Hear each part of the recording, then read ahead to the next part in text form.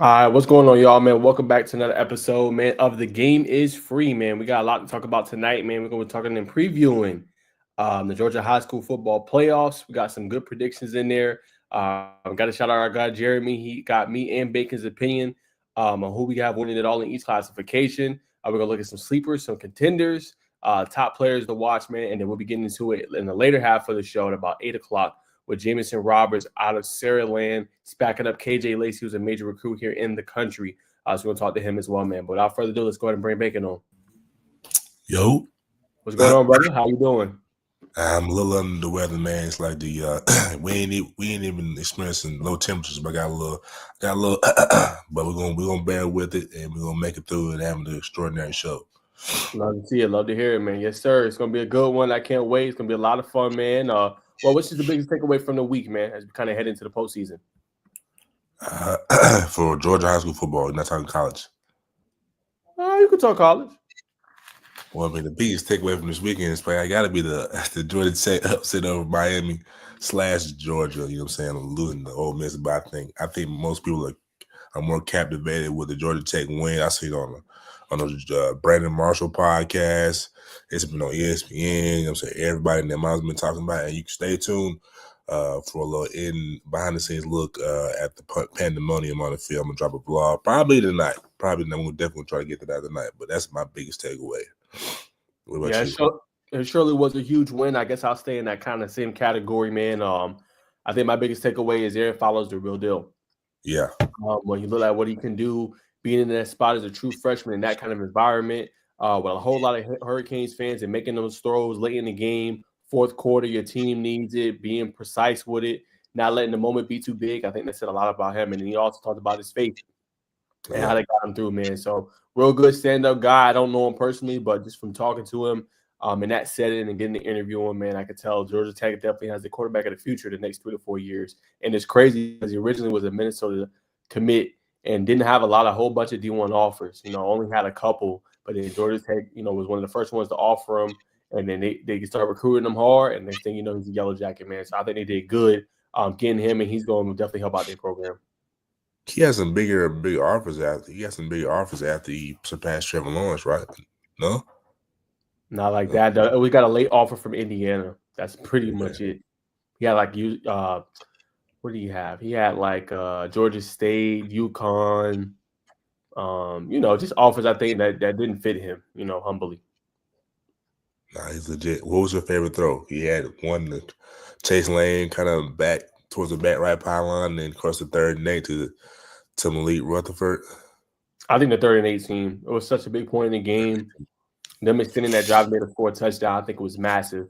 So him that's not easy to do. 3rd and 18. Usually the coordinator is going to be conservative, but he wasn't, and he trusted him. So I think that throw right there. 100%. So, are you willing to go out on a limb and say best sophomore quarterback in all of college football? I mean freshman. Freshman, excuse me. Rising sophomore. That's a good question. Nah, I'm not gonna go that far just yet. I'm not gonna go that far just yet. You can't get too much caught up in the sauce and the Kool-Aid. You know what I'm saying? But I definitely think he's trending towards that. You know what I'm saying? And what he's shown, I think he needs a little bit more time before I can actually say that because there's been some true freshmen that's actually starting like DJ Lagway and others. But I think he's in that category for sure. Man, I ain't gonna help you too much, man. I gotta, so I had to ask you the tough questions. No doubt, good questions indeed, man. So we'll go ahead and get into our kind of just high school football playoffs, man. I'm gonna go ahead and share the screen. I thought Jeremy did a good job of what he did and chronicling everybody, as he said, experts across the state of Georgia, and getting their opinions on who they had. And it is a mixed bag. But I thought Jeremy did a good job. Give him a shout out on Twitter as well, man. So we're gonna go ahead and pull it up via on 3. So y'all give me 1 sec. Not every day the good brothers get to make the arm 3 profile, man. That's tough. Yeah, that is definitely tough. It's just they go to show you it's all about who you know, man. Because Jeremy's looked out for us. I've looked out for Jeremy.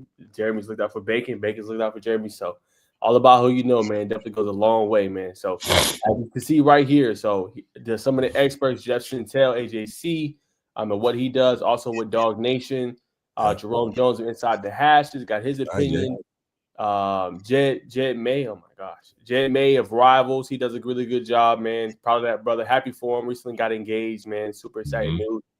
Benjamin Wolk of 247 Sports. Obviously, you guys see me, Najee Wilkins of Peachtree TV, Alex Benson of Born to Compete, Arvon Bacon of Bacon Network, Matt Stewart, GPB Sports, and last but not least, Jeremy Johnson of On 3 and Dogs HQ. So, Bacon, tell us a little bit about these picks, man. Going what looks like you got Carrollton and Milton, Marist, Sandy Creek, Carver, Columbus, Toombs, Manchester, and Prince Ave. Just talk about kind of the rationale behind these picks.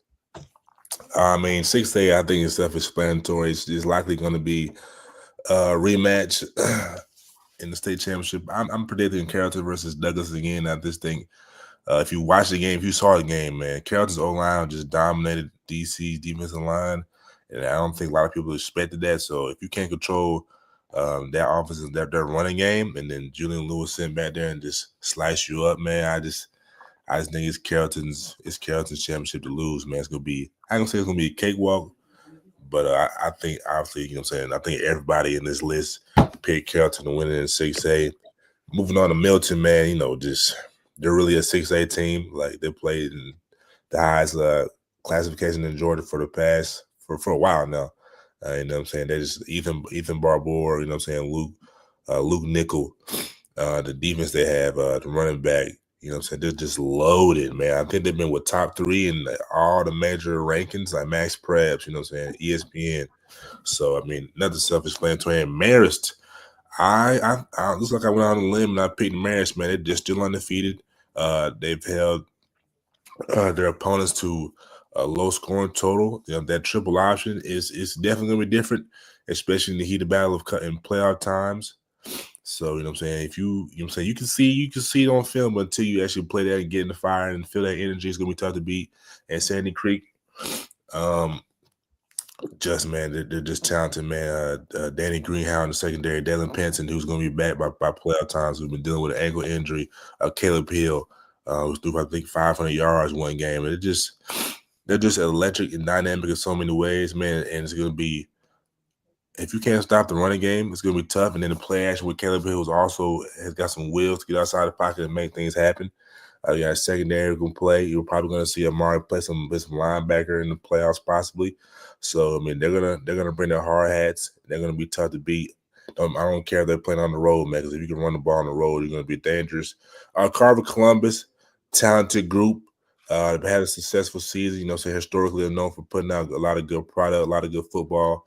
I just went out on a limb and picked them, to be honest. You know what I'm saying? I got some ties down there. I talked to one of the players last year, but like I said, they always keep a good program. Toombs County, I think we already know about the Tennessee Vols commit.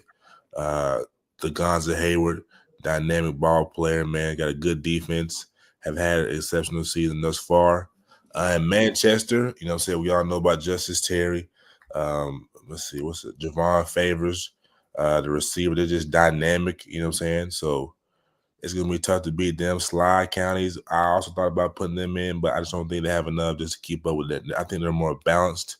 And the end of the dog, Prince Ave, man, you know what I'm saying? Ben Muser. What's the running back out there again, Naj? Andrew Beard, man. They're just dynamic. They got a lot of good route runners. The defense is got playmakers in it. So, you know, so I can see why people would have took Savannah Christian with LaDamian Guyton, obviously Elijah Griffin, but I like to go with the underdog. Sometimes you can tell by my list. So that's why I had to roll with the Wolverines. Are you concerned in 6A with Douglas County playing Mill Creek in that first matchup? I am a little concerned. But I still pick Doug. I don't know too much about Mill Creek, but I'm gonna pick Douglas County off the simple fact that they, even though Carrollton kind of bullied them, they still can't run the ball. Coach White is a great motivator. He's gonna have those guys ready to play. What's the name? Defensive end, the 4-5 star, Jordan Carter. You know what I'm saying? Having more time to come back, you know what I'm saying, get his feet kind of wet after missing some time with, I believe, a shoulder injury. I just think him, you know what I'm saying, no one wants it at stake going into his senior year. knowing the magnitude of what this year could bring, because it could be a different roster next year. So I just think him, along with Aaron Gregory, who's been a big play waiting to happen. I just think I like Doug. Like I said, I think that they're going to go to the state championship and for a rematch against Carrollton. So I am a little nervous, but I like Doug. All right, there you have it, man. That is a well drawn out explanation. So I'm just curious to see, because that's not an easy matchup week one, and I think when you look at the bracket, they got another tough matchup as well. Bacon when they play in the second round. So it's very intriguing. They'll play what? They'll play either Camden or North Cobb. Yeah, probably North Cobb. Yeah. Yeah, man. So it's going to be tough, but it is interesting. 5A, I do lean towards. Obviously, we'll go to my picks real quick. 5A, I am leaning towards, and I'm going out the limb. As you see, nobody else took the team I took. Everybody either picked Milton or Lee County, but I went out the limb and I picked Hughes. I've been to that program. I like what they're doing. I like how explosive the offense is, how good their defense has been. And I think they got a chance as any. When you can compete in battle with a really good Douglas County team, I think it says a lot about the direction you're going. So I really do think offensively they're very good, one of the better offensive lines. And I think Hughes can make some potential noise, man, when it comes down to it. And I think Milton would actually play Lee County in his semis because they're on the same side of the bracket. And Langston Hughes would play on the other side, I believe. But I know it's going to be a tough road, but I think Hughes is going to be ready. I like that, brother. I'm saying I don't mind Langston Hughes. I like Langston Hughes. But like I said, man, they've been like top 3 all year, man. Yes, they have. And then 4A, Norfolk Coney. Some people went with them, some people didn't. I feel like 4A is kind of a toss-up. But I like that kid, Harrison Faulkner, man. I think the kid is special. Him, Landon Rodon, Kamari Brooks having a phenomenal year. I think they're going to be able to make some potential noise when it's said and done out in 4A with it being so wide open. I mean, so many great teams: Creekside, Cartersville, Cedartown, Marist, you know what I'm saying, Central Carroll, can't forget about Jonesboro. It's just so many good teams out there, and it's going to be very intriguing to see who can come out on top. 100%. I think at the end we definitely got to talk about that. Talk about the Stockbridge situation. That was probably going to be my pick, and they didn't get hit with that last minute DQ. Unfortunate for those seniors, man. Yeah, it is very unfortunate for them, man. Hate to see it. Tough, but that's just go to show you, man. Got to make sure you dot your I's, cross your T's, man, and just make sure everything is bona fide, man, because you don't want to cost your team, man, because they went 9-1 this year. I mean, that's not no fluke. You know what I'm saying? They went 9-1 because they're that good. So it is unfortunate for them, man. But at least, so a lot of their guys are young. Do have some seniors like Chase Taylor that's going to be going, but at least you get to bring a lot of those pieces back. And they're going to be extra motivated for not being able to go. So, you know what I'm saying? But yeah, 3A at Sandy Creek. A lot of people are going with Peach County. I like Peach County. But I'm not going to penalize Sandy Creek for losing to Mary Persons, man. You talked about, obviously, Dalen Pinson being out for a while, but I think the key there is the emergence and the progression of the quarterback, Caleb Hill, and how much better he's gotten over the course of the season. No one's talking about him, but I think with him and his emergence, that's going to make them a dangerous team. Got players on both sides of the ball, Mario Latimer, Corey Hadley. This is a very deep team nobody knows about, and I think they got a potential chance to win it all. So I'm rolling with them. Carver Columbus is a very good team. 2A, you got to look out also for Pierce County. They're going to be a team that has something to say in there when it's said and done. But I like Carver Columbus. Matthew Mungin, got a chance to see him at Georgia Tech 707. Like the way he can sing. KJ Miles. They got Tristan Givens, who's the 4-star. They got players all over the field. But the biggest challenge to them, like I said, it'll probably be Pierce County. Can't sleep on Rockmart. Rockmart is going to be another team to kind of watch for. They could make a potential deep run come postseason. Carver Atlanta, they did lose to, obviously, Hateville Charter. They're going to be another team to kind of watch out for as well, man. But 2A should be interesting and intriguing. And then in Class A Division I, Toombs County. Look, man, I don't understand. I know Dublin had a great year. They got the number 1 overall seed, but I feel like Toombs County has more of a resume builder. You go on the road and you beat a really good Rome team in 5A when you were a 30-point underdog. I think it said a lot about how good that team is. And they just played Savannah Christian and lost by 7 points, 14-7. I mean, you can't play no better than that, in my humble opinion, losing to a really good team. So I think they're going to be a team to watch, and Toombs County has everything on both sides of the ball. The quarterback, TJ Stanley, Lagonza Hayward, they can run the football. Davin Wilson, I believe, really good football team. And then Class C Division II, till I see them get knocked off, Manchester. Haven't had Justice Terry a lot of the season, but still been playing good. Favors, Qual Cooper. This team is not just Justice Terry, which is what I like. So they're going to be deep. I know they play Bowden. They beat Bowden this year. Irwin County is going to be another one to watch there as well, in addition to Brooks County and in the roster that they have. So it's going to be interesting to see what they can do. But I think Manchester got it at the moment.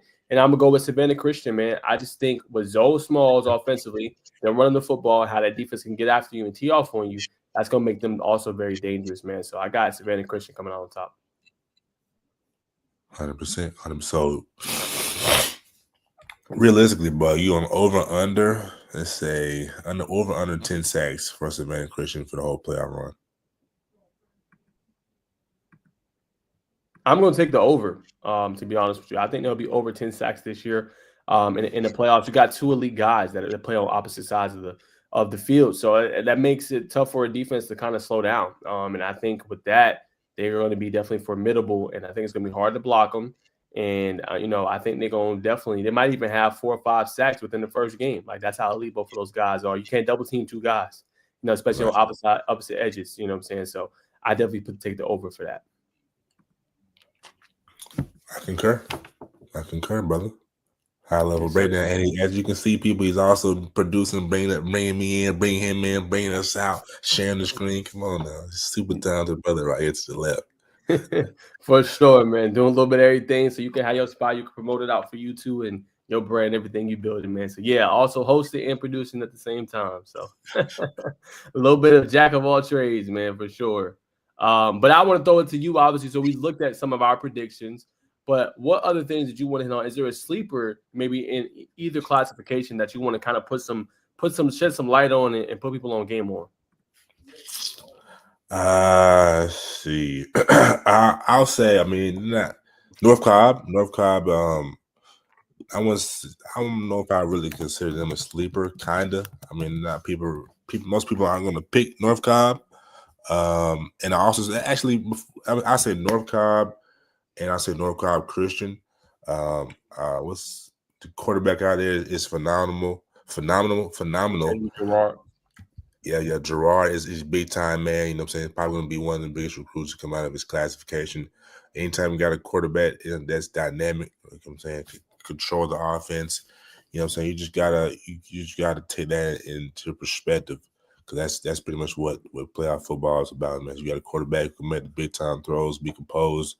That's what you want. In terms of North Cobb, in terms of North Cobb, you know what I'm saying? Beat some big time schools. Beat McEachern early on when they were rolling, 45-33.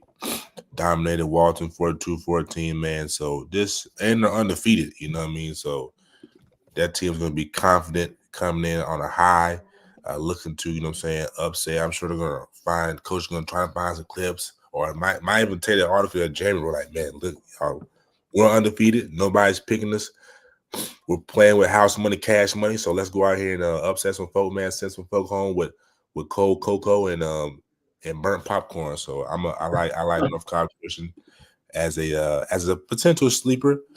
I think you said it best. Langston Hughes, but I'll go on. I'll up the score a little bit. 5-8. I'll go Gainesville, man. Gainesville is a formidable bunch. Got a good online. Tyler Ford, quarterback's phenomenal. Running back, Mello. They got some receivers and they're well coached, man. When it comes to the playoffs, it's all about coaching. And Coach Nibis is bar none probably one of the best.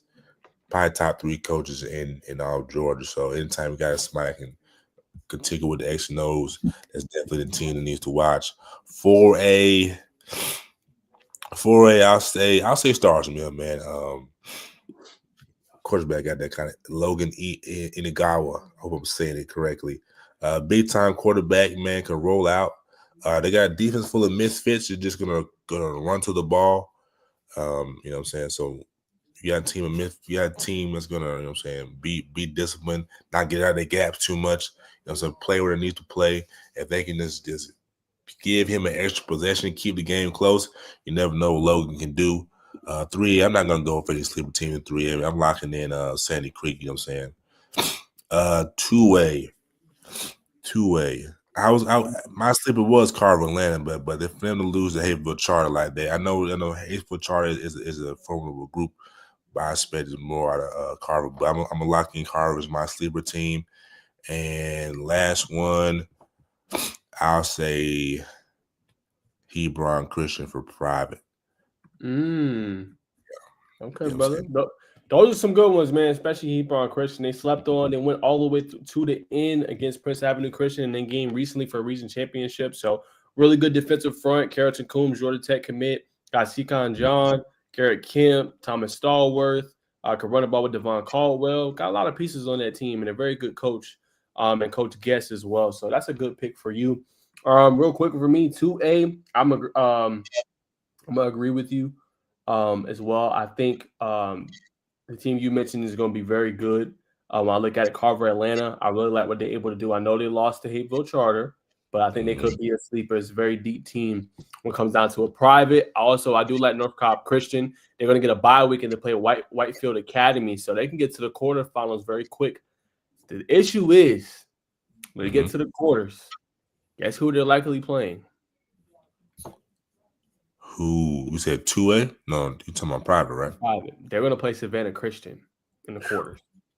So that's tough for Teddy. I like Teddy a lot, but Savannah Christian, how can that offensive line kind of stack up? You know what I'm saying? That does worry me a little bit. I think they got a quarterback to do it, but that's not an easy team to beat. And the defense got to be ready to slow down Zoe Smalls. You're going to limit your possession. So that will be tough in that bracket. You look at kind of Prince Avenue Christian. They got kind of a little bit of an easier road. We'll probably play Calvary Day in the quarters. And Calvary Day, obviously, their head coach just said he's retiring at the end of the year, Mark Stroud. So that's something to kind of keep a note on there. Then you look at the other side of the bracket. Athens Academy will likely play Hebron Christian and how good they are potentially in the quarterfinals as well. So some really good quarterfinals potential matchups, in my humble opinion there. Kind of another sleeper, I would go Metter in the Class C Division II. I like what they're able to do. They can run the football. They could be a potentially dangerous team if they can get past Hawkinsville, and then they'll probably play Bowden. But don't sleep on Metter. Pretty good football team in Class C Division II. Class C Division I, Hurt County is going to be kind of my sleeper. Yeah. What they've been able to do this season. They've been very electric, very fun to watch. So they're going to be one to watch out for. And then Oconee County, nobody's talking about them. They're top 10 ranking for most people. But they're going to play potentially Jefferson, who they beat Jefferson still clinched the region title, but they beat them 32-30 in overtime a couple of weeks ago. They will play them in the second round. That's going to be an intriguing matchup between those two. So Coney County doesn't have the best record, but very battle tested. So they're going to be one to watch for as well. 4A sleeper, I'm going to go. Let me see. I'm going to go Benedictine. I think they could potentially make some noise. Got to play Southwest DeKalb first, and then a winner Fowley Branch Ola. Benedictine might be a team that could potentially make some noise. Herbert Scroggins leads the entire state in sacks, 17 this year. He could be very interesting to watch as well. And then the sleeper at 5A might be Rome. I don't think nobody's talking about them. I know they're in the same bracket as Hughes, so Hughes will get a rematch from last year in the first round, I believe it was, or second round. But I think that would be an intriguing matchup for them. And they likely will play Thomas County Central, who they lost to in the semis last year. So that could be a team potentially that can make some noise. And then 6A, last but not least, my sleeper is Valdosta or Grayson. Grayson, really good football team, I think, humbly. I like what they're able to do with running the football. You know what I'm saying? They played 5 games in, I think, less than 20 days.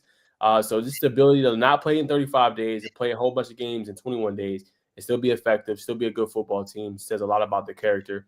And then Valdosta, I know they got to play, obviously, Walton first, which is not easy to do, but I like what they're able to do as far as with the quarterback, the up-tempo offense, the receivers they have, the weapons. Very good football team, man. But they will play Carrollton second round. That's a matchup I would circle. I don't think that's going to be as easy as people think for Carrollton. Obviously they have to come back up, but Valdosta could potentially make some noise if they can get past that first round. And it might give Carrollton a good little fight in that second round. That's true. But it's all going to come down to that line of scrimmage. And like I said, DC's O-line is our defensive line is pretty big. And for them to demonstrate like they did, I think I said they're going to demonstrate the whole way. I think Coach King is going to be a run-first approach. He's a coach that doesn't like to open up his playbook until he has to. So if he didn't have to, I expect probably see Kamari And I can't remember the other one. They got like a two-headed monster this year. I still probably want to run the ball probably at least 20, 25, 27 times. And you know what I'm saying? Respectfully. You talking about Messiah Satterwhite? Messiah Satterwhite, yes, sir. Okay. All right, then. All right, man. So those are the sleepers. Obviously, we talked about the contenders already. So now, with our last 15 minutes before we bring our guest on, let's go ahead and hit college football landscape. I feel like we talked a lot about Georgia. Unless you want to hit some more on the high school part, but I feel like we went through these classifications and talked about it. But let's talk about the college football landscape, man. And I'm gonna throw it to you, Bacon. What pressing topic do you want to kind of hit on first? You want to talk more about Tech, or do you want to talk about just the entire landscape of what's happened with Georgia? Let me know. Let me know what you're feeling. Man, I mean, ladies and gentlemen, if you want more Tech coverage, you know what I'm saying, follow now. I'm sure you're already following us, but just kind of scroll through our feed for Tech news. You know what I'm saying? Tap in the SI All Yellow Jackets. Right now, we get ready to talk about these Bulldogs and their lackluster quarterback. Yeah, man, I'm just gonna keep it a buck. Lackluster quarterback. I had another word I wanted to use, but it's not coming to the membrane right now. But Carson Beck. When is Coach Kirby? I know they just recently offered Camario Taylor out of Mississippi. We got a chance to talk to him at the UA camp in Nashville. So you know what I'm saying, that's a step in the right direction. But Carson, what are you doing? But I remember a play. I guess Ole Miss was a screen play. The brother kind of he kind of threw it to the wrong way, came over to the sideline. Coach Kirby kind of got his ass. I'm like, bro, you are an upperclassman. You know what I'm saying? What you got going on, brother? So what you think, just about Coach Carson Beck, man? Do you think he's a good quarterback? Do you think his draft stock is so diminished that he won't have opportunity to play in the NFL? Well, NFL scouts already said that he already has a 3rd round grade. So you take that what you will. I think he's looked flustered all season. And I don't think he's focused, man. He's treating every play like it's 4th and 2 from a quote I seen. And I just think, like, I'm trying to find the image. And I know obviously Jaden Rashada was giving him, encouraging words and stuff. But like, bro, I'm about to share the screen. This is not a good look, my man. Like, I don't care what anybody says. If you are a high-end competitor, you know what I'm saying? Like, bro, you're getting 22-10 and you're cheesing. Come on, fam. Now, all of the loss doesn't fall on him. Like, the offensive line just got whooped. But at the same time, like, come on, man. You sitting there cheesing and y'all getting beat like that? Like, for anybody that doesn't know, like, that's the score, 22-10. Come on, man. Like, to me, you're not taking it serious enough, man. He got all his NIL money. It's just like, come on, bro. You know what I'm saying? So it's just a tough week for Georgia. Like, you had that situation, him smiling on the sideline, laughing. And then you had Jake Pope like celebrating. I know obviously they said that he knew them very well and it was friends with him, but bro, there's a time and a place. I'd be like, hey, it's good to see y'all. Let's catch up later. You know what I'm saying? Or hey, I'll come down whenever. Like, that's just not a good look. And you got to know when the team storms the field, everybody gonna have the camera phones out. Somebody gonna be recording some. You know what I'm saying? So it's just in that moment, it's not smart. It's not smart. But I don't know, man. I think Georgia's in trouble. Like, they're gonna have to figure something out in the quarterback spot. 12 interceptions, I think, in the past 3 games. Not gonna cut it, bro. You know, it's not gonna cut it. And I know a lot of people claiming for, oh, well, Georgia's a 3-loss team or Bama's a 3-loss team. They'll get in. Look, man, if you've got 3 losses, you should not be in the college football playoff.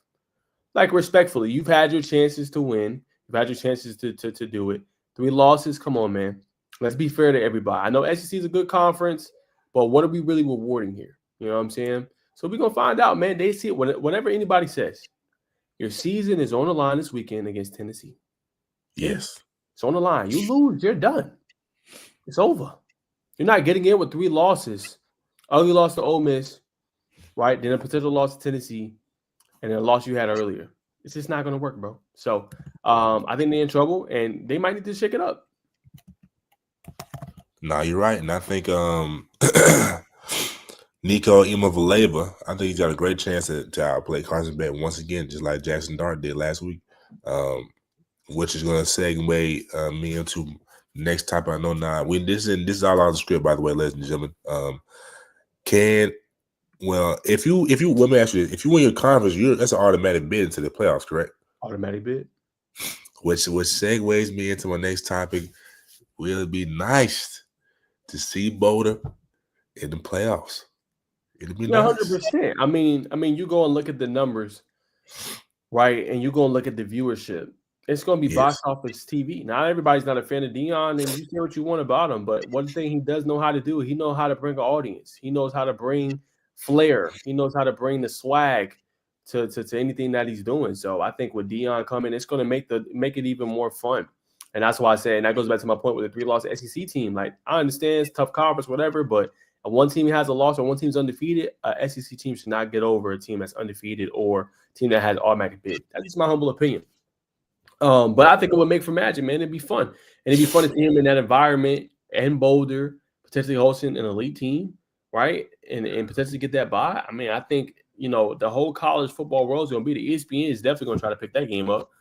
So I just think it makes for great TV. 100%.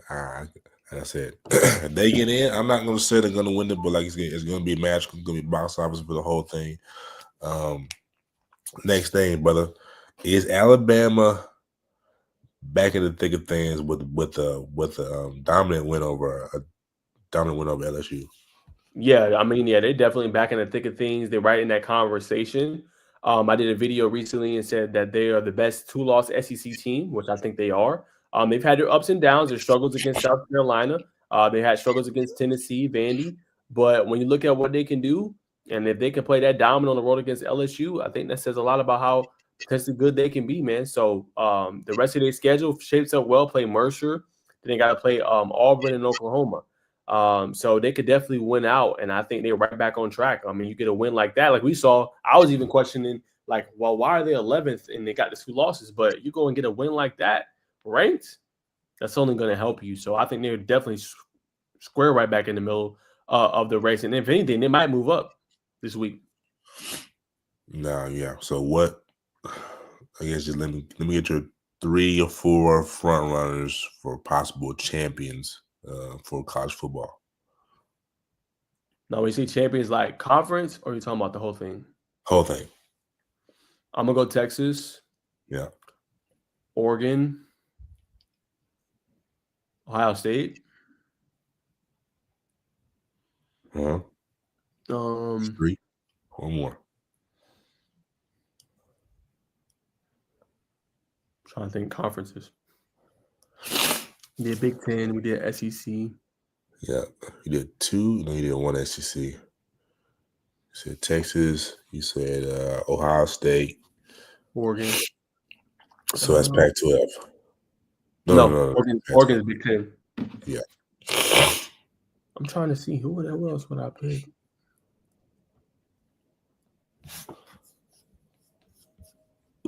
No, I'm not seeing Notre Dame. I'll throw outside the shot. No, I'm not gonna do that. You see, I'm gonna pull up the top 25, help you out a little bit, brother. Yeah, I can't think of it off the top of my head. All right, so you got Penn State at 4, Tennessee 6, Miami, no. I mean, Boise State, Georgia, Miss, BYU, sleeper, Indiana. Look pretty good this year, not gonna lie. I mean, they're either gonna say a ACC or SEC, to be honest. Unless you're gonna throw Colorado in there, which I doubt. I'm gonna go out on a limb and say Miami. All right, okay. And my outside the shot is Colorado. But I don't want to down Colorado right now because I want to see if they get to the Big 12 championship. Right. You know what I'm saying? So I want to down them right now and then they blow it. But Miami. And I know everybody's going to be like, well, Naj, why did you pick Miami? I mean, you picked Georgia Tech to win. Yes, Miami needs a humbling. Miami needs to work on some things. And sometimes you need to get right team like Georgia Tech. And I don't think like the Raiders come out tonight at 8:30. I don't think Miami should be super punished for that. They shouldn't drop past number 12. It wasn't that super early. They didn't get blowed out. You know what I'm saying? They just lost. You know what I'm saying? So it's one loss. That's going to hurt, damage your chances, and they could potentially win it all and win the ACC title? No. Very correct. Well, you know what I'm saying? Go ahead. I'm sorry. No, I was saying, what about you? How would you rank? Who would your top 4? Top 4. Got to throw Oregon in there. Ohio State for sure. I want to say Texas. Yeah, I'm gonna say Alabama, and I'll go Miami. So Oregon, Ohio State, Alabama, Miami.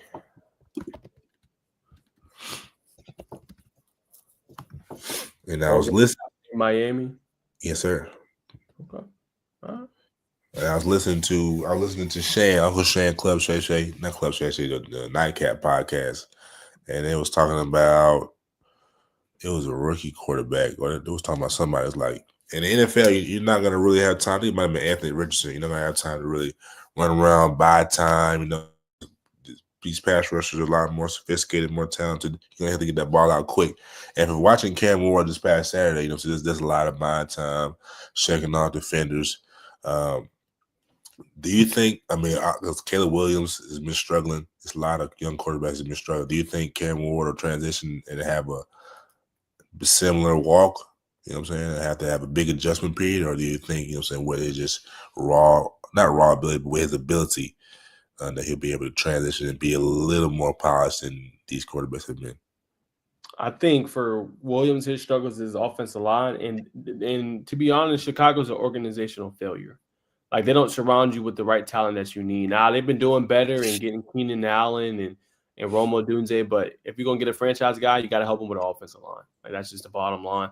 But I think Cam Ward has played enough football and has seen it where he'll be able to transition. And I think it's all circumstantial. Like it all depends what system, what team you're going to. Do you have to play early or can you sit for a little bit? Sometimes it's good to sit for a little bit. It's like they want these guys to be playing in that top tier as soon as they hit the league. Like that's not a thing, bro. Like not everybody does that. There's some quarterbacks that's kind of from the norm that can kind of do it. When you look at Jaden Daniels, you look at Burrow, and guys like that. But some of the league guys have sat like Patrick Mahomes. We had reservations on Josh Allen, but they end up going to go get him a number 1 receiver, and then that kind of qualmed out those kind of things. So it's like you guys want these quarterbacks to be at A tier, and you're not even developing them to get to A tier. You're just expecting them to be there. Like it's all about development, progressions, reading through the defenses. So I think that's important too for whatever team they go to. But I think Cam Ward has the mindset, the attitude in order to be able to do it. I'm not saying he's going to just ball out, but I think he could have a productive rookie season. But it depends on where he goes. Is it the Giants? You know what I'm saying? Is it the Raiders? You know what I'm saying? Who's going to be that team that picks him? You know what I'm saying? And will he be able to sit for a little bit? How hungry is that team to have to win right now? Or are they in a full rebuild and let him develop? I think that's going to matter. Very true. Very true. Now, how real do you think the possibilities are? Because Mr. Wilson was like, the Cowboys are possibly trying to recruit Deion and Shador. I think it's a little far fetched right now. So we all know what type of owner Jerry Jones is he wants to be everywhere. He wants to be under your nose. And we all know what type of guy Deion is. He's going to come in like, hey, this is my team. I need to run my ship. You know what I'm saying? You need to be up in that box. Don't come down until, until it's time to go home.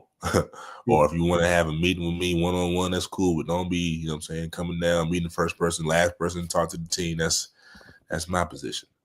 As you should. Yeah, I think it depends on Jerry. Can Jerry take that back step? Can he take a step back and be like, all right, let me get a reins to Deion, because Deion's a star, and he's gonna shine brighter than Jerry Jones. But can he let his ego allow that? That's the biggest question to that. Does it sound very appealing? Yes, it does. But now it's like, okay, what are you gonna do with Dak's contract? All right, 5 years, over $200+ million. Like that's a lot of money. You know what I'm saying when it comes down to it. So they got some organizational decisions to make. It does make a lot of sense getting him and the son. It would do a lot for ticket sales. Fans would be excited again. It's going to do a lot for the Dallas Cowboys brand. But Jerry would have to look at himself and say, okay, if we're going to make this type of move, we have to 1, pay Deion, 2, let him get the reins, and 3, I'm going to have to let him, be kind of the star of the show and not be me. I'm going to have to take a step back. Is he willing to do that? I don't know. 100%. 100%. Yeah. All right, y'all. Yeah. that is going to conclude our college and also high school football segment. We're going to be joined now by Jamison Roberts, man, from Saraland out in Alabama. He's in the meeting room ready, already down there smiling, man. So without further ado, man, let's go ahead and bring him on. What's going on, brother? I think you muted. Oh, what's up? What's up? What's up? What's going on, man? How was your day, bro? It was good. How about y'all's? It's good, man. Smooth. No complaints here, man. I heard sure. your twin sister. Oh yeah, I'm watching her basketball game. I'm supporting her right now. You know, I always gotta go support my family. You know, that's the number one goal. 100%, man. Tell us, man, what it's like being out there from Saraland, man, and kind of how much you enjoy playing for that football team. You know, Saraland, Alabama is just some small town living. You know, not a large population, but you know, the city it comes around. It's really centered around the school. Basically, the city centered around the school. And Friday nights, everybody comes to the football game. Everybody comes supports everything that Saraland has to offer and what they do in the community. 100%, man. So describe for me. You said everybody come out. What's a Friday night like playing football at Saraland?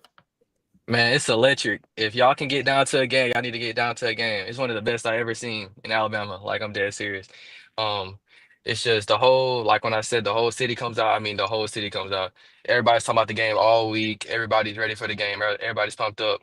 And when you put on that Spartan jersey, put on that Saraland jersey, you feel like it feels like family, no matter who you are. And that's what I really love. Tell me, Jamison, why is Saraland such a powerhouse program out in Alabama? It seems like every year I'm gonna ask you about the talent, but let's talk about the team. What makes y'all such a great team year in, year out? I feel like what makes us such a good team year in and year out is our preparation and the way we prepare for games. I feel like that's a very underrated thing that most teams really aren't good at, that good teams are. Our head coach, Jeff Kelly, he does a great job of preparing everybody, each and everybody on the team to be in the right spot at the right time so they can be successful on Friday nights. 100%. And then let's talk about the talent. Y'all believe y'all had Ryan Williams come through y'all program, if I'm not mistaken, man. Y'all had Yes, some sir. other high-end players. What was it like kind of playing with him, and how are you guys able to have so many great players play for the program as well? I really think it's just a pipeline for real. All those kids they've been playing since they were little. They kids talk. Kids when they want to play with kids, they have good chemistry with. And you know, KJ, my brother. Well, that's really my brother's class. My brother's 2025. KJ and all of them, they all texted. They were like, "Hey, you need to come to Saraland. You need to come to Saraland. You need to come to Saraland." And they all just met up in high school, and it just worked out perfectly. 100%. All right, man. Tell me what it's like learning from under KJ, man. I know this year you've been kind of backing him up. You've still had a really good year, but what's it like learning from him? One of the highest rated recruits really at the quarterback spot in the country. What's some things he's taught you? Some things he's taught me is how to lead a football team. When I say that is KJ, he goes by his business. He does what he needs to do to win. And we work hard every day. So he expects that from us. And the way the guys come around him, the way he leads us, it's just astonishing. And I just want to mimic that. And I really want to get that, do that in the future. Yes, sir. For you, where do you feel like your game has progressed the most, man? Maybe from the off season. What did you work on a lot? I feel like I worked a lot in my footwork, and my overall just understanding of the game of football. Last year I was good, but there's always something for you to improve on. You always trying to get constantly better. So during the off season, I worked out with my trainer, Tor McGasker. His Twitter is Prime Development 251 if y'all want to follow him. But I worked out with him. He helped me with my deep ball, my footwork, and my overall understanding of the game. Just get on the board, doing FaceTime with him like this, just trying to understand the game of football. And I really got to put that on display this year. 100%, man. And then I want to ask you a little bit. Obviously, you talked about how that's kind of helped your game. So tell me, what part do you feel like makes you stand out the most if someone's to ask you, hey, Jamison, like we've been studying your film. What part of your game do you feel like pops out the most? I'm a big improviser. So like if a play breaks down, this is another thing Kate just taught me. He's taught me to stay calm and to just never like get too anxious. And if a play breaks down, it's okay. Just try to find the next read or try to do things. Don't ever try to make a bad situation worse than what it already is. Just try to better that situation. And if you do make a mistake, keep your head up and just keep it and just keep pushing. 100%, man. And then I want to ask you too about just we talk about the environment. So tell me a little bit. Something caught my eye is your long ball. I feel like you hit guys in stride. You make it look easy. How are you able to be so precise and pristine with your deep ball?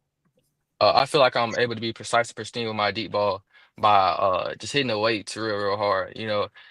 Having a good deep ball and having good power and accuracy on your ball, it really comes from your hips. If nobody knows that, your base is very important in everything you do.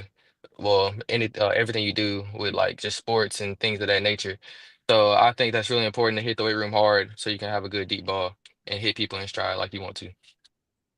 100%. Tell me a little bit about some of the media outlets out there, man. They've been talking about you a lot. Down south has been bringing you up a bunch, man.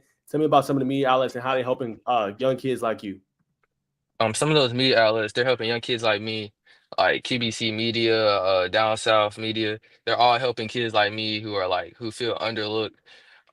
And like they just help you get your brand out there, and they help you talk to people that maybe you can't reach at the time because you're not at that level or status that they're at. And I feel like all overlooked kids and underappreciated kids, they really need that to build their confidence so they can get out there and do what they know they can do. 100%. All right, Bacon. I know you want to do this interview too, man. So I'm going to go ahead and toss it to you. Let it ask some questions. 100%, brother. I could just tell, you know what I'm saying, you're real confident in yourself, you're real chill. I'm saying, so do you do a lot of interviews? You know what I'm saying? You're well spoken. Oh no, sir. This is really my first one, but I'm trying my best. You're natural. Yes, sir. Thank you. I appreciate that. I appreciate that. Most definitely, brother. I want to ask you, who are you like this outside of the game of football? Obviously, you're a family man, watching your sister play ball tonight. So, just who are you outside the helmet? Like every other teenage kid, I'm a gamer. I love playing games. I love playing NCAA. I love Yeah. fellowshipping with my teammates over things that we love, like sports. I'm really into music. I love listening to different kind of music. I love getting to like just listening to different music genres and things, just trying new stuff out. And yeah, that's really me. So, do you make music too, or you just a fan of the music? And I'm just fan of other music. Like I'm from Alabama, but I really don't like listening to country music. But I recently got into country music, and man, I see why. Hey, I see why everybody like it now. Hey, I love it. So, like top the artist right now, brother. No matter of genre. Hey, you put me on the spot. Hold on. I got to. Hold on. I'll go. Hey. Take your time. I like Daniel Caesar. He's like Okay. a singer. Um, one country guy I like is Eric Church. And let me give somebody rap. I'd say Gunna. Everybody listen to Gunna. He's calm, cool. So yeah, I like listening to Gunna. 100%. Everybody Yeah. likes music, man. For Mhm. sure. So, also in your life, man, you know, I obviously in this life, it comes with curveballs, forks in the road. When you've met adversity, you know what I'm saying, what did you do? And what have you learned the most about yourself because of hitting adversity? I think I learned the most about myself with adversity. By really just the adversity helped me get closer to God. I've been going to church every Sunday now. I moved from Mobile to Saraland, and we were looking for a church. And now we've been going to church routinely every Wednesday and every Sunday. And I feel like that's helped me get closer to God and just having a conversation with the Lord. And, my parents, they always tell me, your time is coming, be patient, be patient. And I'm really starting to see what they're talking about as my time is starting to come, and it's getting closer and closer. Well, just talk a little bit about that move from Mobile, man. Were you nervous about that? I know you're going to Saraland. You know what I'm Yeah. saying? Go ahead. Saraland, the move from Mobile, Saraland, they had just came off their state championship win, it was a big win. And, I just wanted to be a part of a culture like that. So, my family, we moved my ninth grade year, moved me to Saraland, and we never looked back really. We love it over there. And like I was nervous at first, but now I wouldn't want it any other way. Do you carry that pressure? Like, you know what I'm saying, your family up to move. Obviously, they believe in what you've been doing. Obviously, they see you work hard every day. You know what I'm saying? Do you feel that weight of like, all right, man, I got to go over here. I got to make it do what I got to do because they believe in me. I believe in myself. But do you feel that weight? No, sir. I really don't feel the weight at all.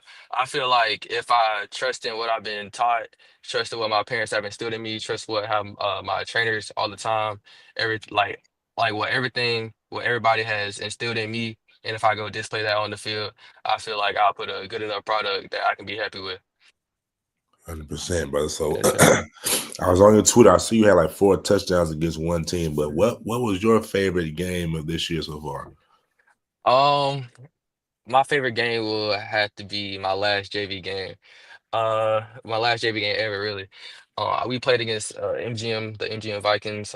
They were a pretty good team. They had a pretty good defense, and me and my wide receiver Larry Edwards, we connected for like I think 3 touchdowns, and we connected with like I threw him like a 40-yard go ball between the corner and the safety, and we won the game 28-21.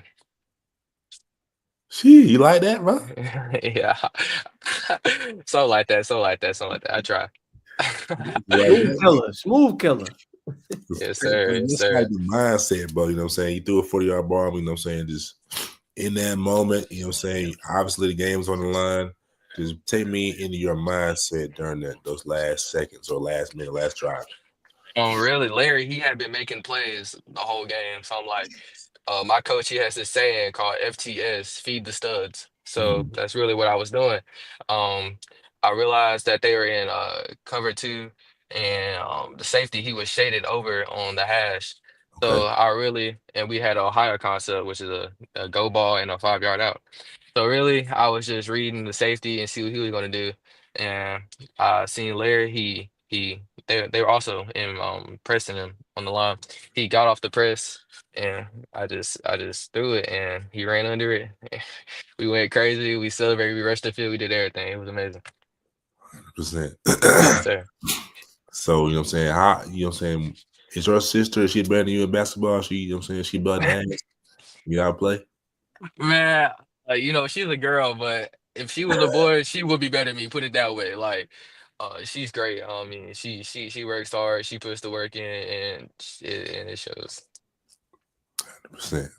So, you know what I'm saying? Last question, and now I thought about it now. It's just basketball, you know what I'm saying. Obviously, we've seen the girls' sports rise to an all-time high, man. Just what do you think about just women's sports or WNBA as a whole? I think that women's sports it needs more recognition because girls, if you ever watch girls, the WNBA or even college girls basketball, I Yeah. love watching college girls basketball. Me, my dad, and my sister, we will sit down and watch the March Madness for the girls, and it's sometimes even more interesting than the boys, especially when South Carolina LSU went at it. Yeah, Man, that was amazing to see. Not gonna lie. 100%. I Yes, thought sir. about you, Nash. For you, Jamison, you talked about the move from Mobile, obviously to Saraland. How far of a drive is that, if you don't mind sharing, just from Saraland to Mobile? Well, the Mobile is like separated into like 3 parts if you're really from here. It's like downtown, midtown, and West Mobile. I used to live in West Mobile. That's where my old school was, and that's like about a 30-minute drive to Saraland. So it really wasn't that bad, but it was still a move, still a Got hassle. No, 100%. And then if you can, because we kind of still new to Alabama, is that like is that South Alabama more so what Mobile is? Yeah, Mobile is like the South Alabama. We're really our nickname is called the Port City because ships come in ports. Uh, so yeah, Mobile is like the most. It's not the most southern part, but it's South Alabama is down there by the Got you. beaches and stuff. Okay, got you, got Yeah. you. Okay. And then for you, tell the audience a little bit. I feel like it's slept on, but Alabama competition is very elite, especially in the sport of football, man. So what's it like battling some of them other powerhouses out there? Obviously you guys are one. We know about Thompson, Central Phoenix, Parker. There's so many great teams. Just talk about what's like battling some of those great teams. What it's like balancing really those great teams is you really just gotta keep your mind set on what you're doing. You can't be focused on what everybody else has going on or how many stars this guy has or how many stars that guy has. You really gotta be focused on your grind and and I feel like our team does a great job of that. They really don't look at other things. My baseball coach, he has a saying, keep the blinders on. You know how a racehorse, he has blinders so he doesn't get off track. Just keep the blinders on and work to your end goal. and you'll reach it. I love that, man. If you can speak a little bit, I think Bacon asked you about it, but the maturation I can just hear it disseminating from your voice. Have you always kind of been like that? Like, your parents, like, what do you kind of attribute that maturation? You're only a sophomore. There's a lot of sophomores that ain't on your level and maturity wise. Talk a little bit just about that. I think I really get that from just how I was raised. Like from a young age, I just been very calm and collective. Like I've never been really the person to just like scream. I don't like being around loud people. I don't like loud people. So that's just who I am. I really like just calm and collective and just smooth and go with the flow. 100%, man. All right, man. So tell me a little bit about, obviously you talked about some of the work that you put in, but for you, what do you think it takes to be an elite quarterback potentially on the high school level in order to get to college? What I feel like what you have to be a good elite quarterback is really just the mental side of the game. Because everybody can have the physical side of the game, but the mental side is really what you need. If your mental's not right, your physical not gonna be right. So if you get your mental right, you get the understanding of football, you get your vision right, you get concepts down, you get what is this defense gonna do in that coverage. You watch film, you learn how to break down film. I feel like your physical can just follow. And then, is there anybody you like to watch at your level or college level, or even pros that you like to take bits and pieces of the game as yours? Somebody I like to watch is well, my favorite quarterback of all time is Aaron Rodgers.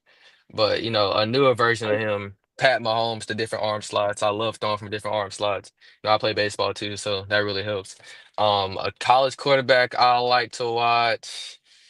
Um, I like DJ Lagway from Florida. He's like that. Give him a couple years, he gonna be tough. But somebody who's finna go in the draft right now, probably Shador or Dylan Gabriel from Florida. Not Florida, I mean Oregon. They're very mature, very what's the word for it? Yeah, very mature quarterbacks, and they make mature decisions. And it really shows in the way they play, their decision making, the way they go through reads, the way they don't force anything, and yeah. Okay. All right. So like those as quarterbacks. Okay, man. So I gotta ask, what who you kind of got, potentially winning it all in college, man. Who I got winning it all? I'm a Bama fan. I'm a Bama boy. So I want them to win. Ryan, he went to our school. I'm a big fan of him. Jalen Barkley, we played him in the state championship. He played amazing. I want them to win. But who I think is going to win it all? It's really a toss up. The SEC is all jumbled up right now. Everybody's losing to everybody, and that's what I said when Texas and Oklahoma got in the SEC. It was going to be a bloodbath every single year. Everybody gonna be clashing, and it's showing right now. But I really don't know who I want to win, but I really hope Bama pulls it out. 100%. What you think about Jalen Milroe as their quarterback and what he's able to do? I actually met Jalen Miro at the Manning Passing Academy this summer, and he's a very impressive specimen. Nah, he's like his arms like the side of my head, like side of my head for real. But like Jalen, he's real impressive athlete. Arm strength's there. He's just he's just amazing. You see what he did versus LSU? It rained. He went with the flow. He did what he had to do. 4 touchdowns on the ground. Was it three or four? I Four. can't You're remember. right. Four, Mhm. four. Four. That's tough to do versus the LSU defense every single year, any year. So yeah. Okay, got you, man. Now I know obviously it's kind of been slow, man. But what schools have been maybe showing some interest in you? Have been kind of in contact with you so far as far as your recruiting? Some schools that have been in contact with me. Um, what's another school? South Alabama, and I'll say Troy. I'm going to a Tulane game. I think next Saturday or Thursday. I can't remember. But yeah, I'm going to a Tulane game. I'm really looking forward to it. I went to their second regular season game versus Kansas State. It was on ESPN. The environment there, I love it, man. It reminds me of my hometown because we started Mardi Gras. They think they started Mardi Gras, so uh, it really reminds me of my hometown. Their student section, man, it was something to watch. They had bleachers like with honor to the sky, and the students filled the whole thing. They were going crazy. Wow. Where is Tulane located? You don't mind sharing? It's in New Orleans, Louisiana. Got you. Okay. And Yeah. I did not know that. See, you taught me something, youngin. All right. Let me ask one more. I'm going to throw it back to Bacon. So put us on some game along with yourself. Who are some underrated dogs we should watch out for Saraland going forward? Some underrated dogs you should watch out for are I'm gonna give you two on offense and two on defense. Two on offense are my wide receivers I'm gonna be throwing a lot to next year are Deshaun Spencer and Larry Edwards. Um, some defensive guys you should watch out for is my homeboy what's his name Jakar Harris. Who's another defensive guy you should watch out for. And another one of my friends, Tamadre Sewer, he's gonna be good. I've heard of Deshaun Spencer before. I've heard that Yeah. name a lot. Okay. Young baller. I'm going to throw it to you, Bacon. You play baseball. Are you planning on playing baseball and football at the next level, or you just I'm just trying to, work my arm slots, you know what I'm saying? I feel like as a college athlete, it's hard for you to play Mhm. two sports at one time.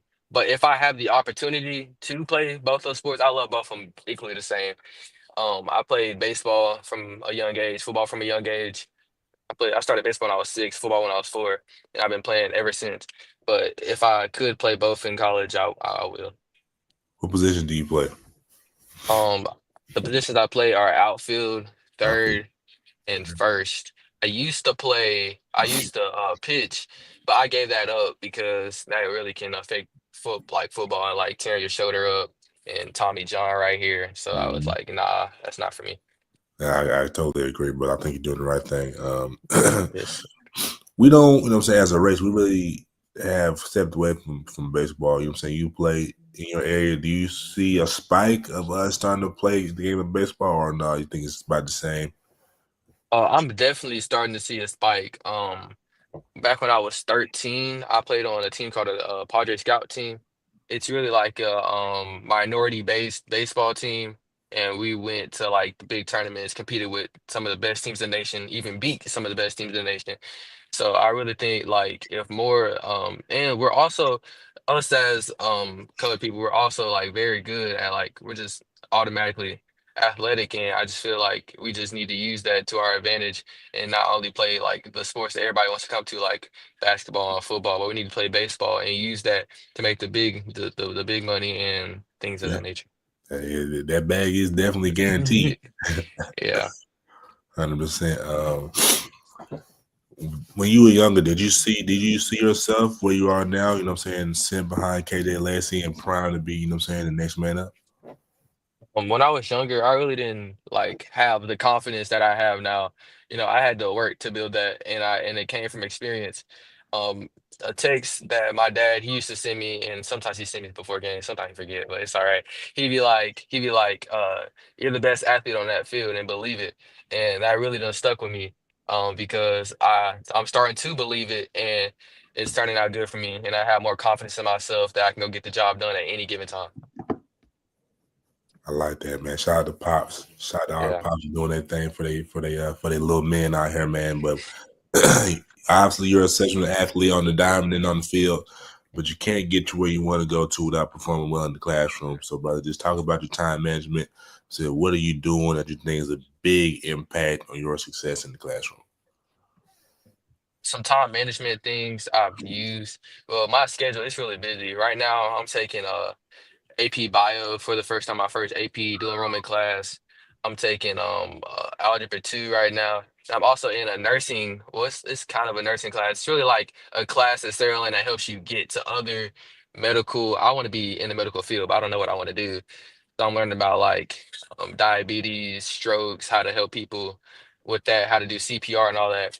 And it's really fun. And the time management thing, it just comes with it. You just gotta really, I be setting alarms on my phone after school to like do my homework, or if I have to take out the trash or do something like that, play with my dog, take my dog out. Really like my priorities come first, and so Yeah. does my schoolwork. And then football can wait. So you say alarm setting because we got so much going on in our minds. The world is so fast. You think alarms are a major key? Yeah, I feel like alarms and reminders are a very, very, very good thing somebody can use who doesn't have good time management. Alarm to just alert you that you have to do something, and a reminder to keep on reminding you that you have that thing to do. This game, man. If we got any young men watching right now, definitely pick up that habit, but it's just, you know what I'm saying, gold gems. But I want to give you this person, in the medical field, you talked about diabetes. That's a big thing in our culture, just struggling with diabetes. Type 2 is the main one. It's a guy who does a holistic route, you know what I'm saying? I know, you know what I'm saying, in American Pharma, the big pharma, they're gonna do it differently. But I want you to check out Yaki. I think that's Yahki, Yaki Awakened. You know what I'm saying? He got a big practice from St. Louis. You should be overweight. You know what I'm saying? Had a heart condition, diabetes, and through, you know what I'm saying, juicing different fruits, drinking that and going on intermittent fasting, change his whole lifestyle. You know what I'm saying? Eating clean now. He's got his own practice in St. Louis. So I think that'll be somebody who will definitely inspire you as well, brother. So that's all I got, brother. You know what I'm saying? He's impressive. 2-sport athlete, taking AP classes in high school, time management down pat, going to watch his sister play basketball. You know what I'm saying? Got an amazing relationship with his family, man. I think you got your head on straight, brother. Yes, Keep sir. doing your thing, stay focused, and don't let anything derail you, brother. Because a lot of things going to be thrown your way as success comes to you, brother. So stay prayed up, and you know what I'm saying? You'll be fine. Yes, sir. Thank you for having me. Yeah, one more thing before I let you go, Jamison. Anybody want to shout out? And any questions you have for us before we let you go? Um, what is it like having a show like this? Because next year I want to do next year they have a class in Saraland, which really the morning news. It's called SNL. And I really want to do that. And I really want to like learn how to talk in front of a camera and like be it's either I want to be in the medical field or be a sports analyst. So like I want to know what it's like being in y'all shoes. Go ahead, Bacon. You go first. Good question from the brother. Nah, you go first, man. All right. I mean, brother, you're doing it right now. You know what I'm saying? You're well spoken. The biggest thing is doing your homework, doing your research, and then it's just the reps. You got to understand that if you're gonna be a sports analyst, you're gonna say you're not gonna have the best start. You know what I'm saying? You're gonna say some things that say you may not be proud about. I'm gonna say not be proud about, because you're not gonna like the way you sound, but just be persistent about it, keep going, and just be yourself. You're gonna get negative remarks. Like I did an interview with somebody, and they was like, I had like just bad comments. You got a lot of views, but they got bad comments. You know what I'm saying? People are gonna say what they want to say, but you can't pay attention to the outside source. You know what I'm saying? You just gotta be positive. You know what I'm saying? Just represent yourself well. But biggest thing is just do research, brother. Yes, sir. Yeah, for me, I would say, man, just be confident in what you're talking about, and that comes from definitely researching. Definitely know what you're saying. Practice is going to help you a lot, repping it up, doing things like this. Like I'll give you an example you can start doing when you have your free time. You got a couple teammates. Sometimes people want an inside look at what it's like being an athlete. I know you heard about those athlete podcasts and things like that, but you being maybe the host, Jamison, and having 1 or 2 of your guys that you're accustomed to, and y'all having different guests, call it the Saraland Spartan Show, or call it hooking up or chilling with the Spartans, whatever y'all want to come. I know y'all come up with a nice name, and then y'all just talk about it every single week and just give an update. Obviously, don't reveal your game plan and your plays on which I get in trouble by your coaches, but just a fun-loving podcast, man. And that's gonna get you to rep it up. You're gonna feel more comfortable on camera, and then by then you'll be good. It is also good to take a class too. The thing with that, sometimes they kind of maybe conform you kind of in a way. I say, man, just be yourself. You're already very mature. You're smart. You got a good head on your shoulders. Have some fun with it, man. And just try to get most out of that experience you can. If you end up taking the class, which I would recommend, try to get the most out of it. Yes, sir. Thank you. Thank both of y'all, actually. One more thing, brother. One more thing. You know what I'm saying? We already talked about you getting a lot of things thrown your way, brother. You'll get a lot of money thrown your way. So definitely tap into investing and learn how to, trade on the stock market. Try to get this brother a host, man. No, I'm telling you, brother. These kids, That's good. That's good. Tap into. Go ahead. No, continue. That's my fault. You good, brother. Tap into Earn Your Leisure and Wall Street Trapper. You know what I'm saying? You just go in and type in YouTube Wall Street Trapper. just basically how to invest, man. I think that's gonna be big, man. A lot of the kids coming up, they're gonna get a lot of money. You know what I'm saying? This is really in our culture, the breadwinners.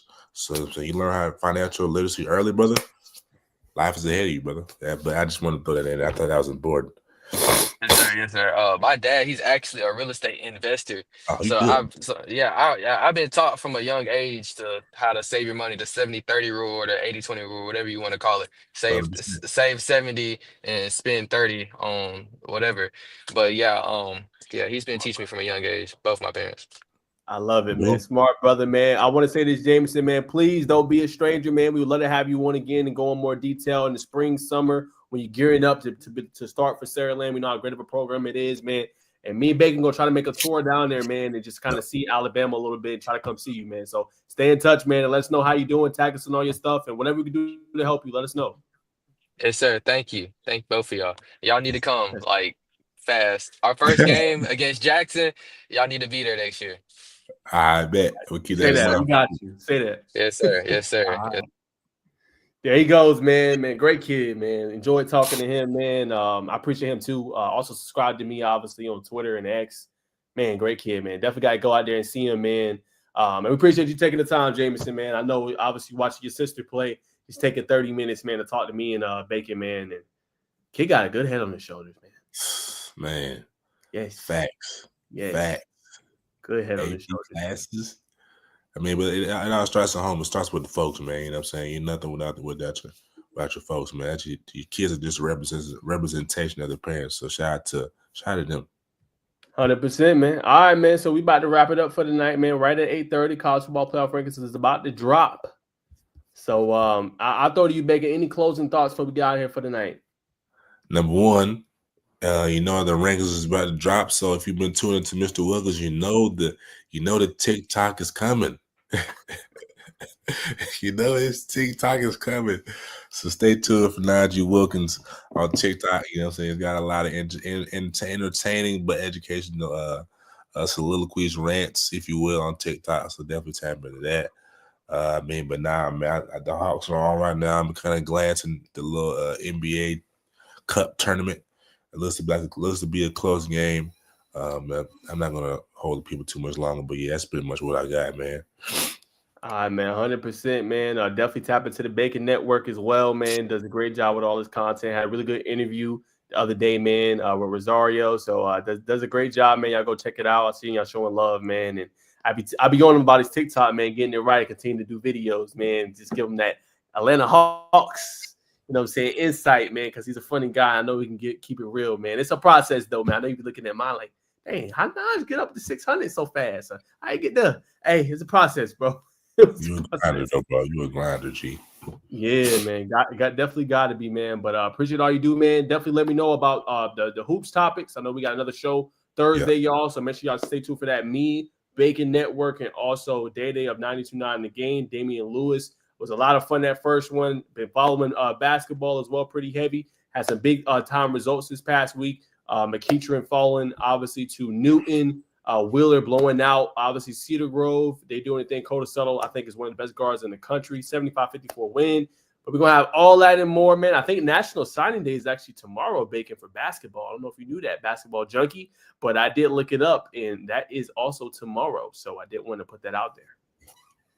100%. I did not know that, but I know now. Hey, that's why I come in, brother, to help you out. 100%. I also want to shout out Coleman Landry for doing this thing, man. If we still got any Alabama viewers, he transferred from Thompson. He's up in Georgia doing his thing, representing, you know what I'm saying, Alabama very well. 100%. Yes, sir. Yes, sir. But all right, guys, that's going to do it for us today. Y'all catch us back at the same time on Thursday, 7:15 for the Game is Free basketball edition, man. So stay tuned for that. Be a lot of fun to talk hoops, man, with those two guys, man, and break it all down. Again, we don't just talk about high school. We do high school. We do college basketball with Georgia and Georgia Tech, and we also do NBA. So stay tuned for that, man. We'll see y'all boys soon. Peace. $1.